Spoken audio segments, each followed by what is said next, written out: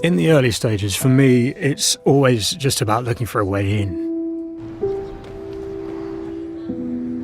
And the wonderful bit is the research.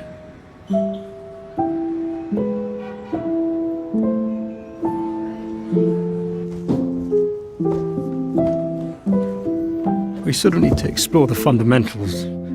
Start with what's in front of you. And then once it's properly in you, then you can begin to colour it in and make the detail a little more curious.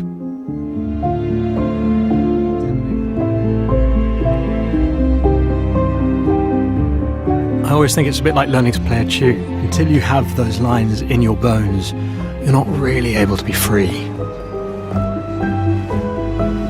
The reason actors do plays for months at a time is because you never quite get it right.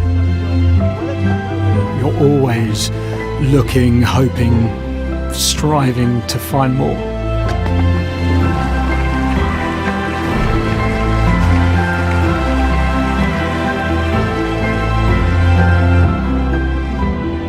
OPPO Find X2 series.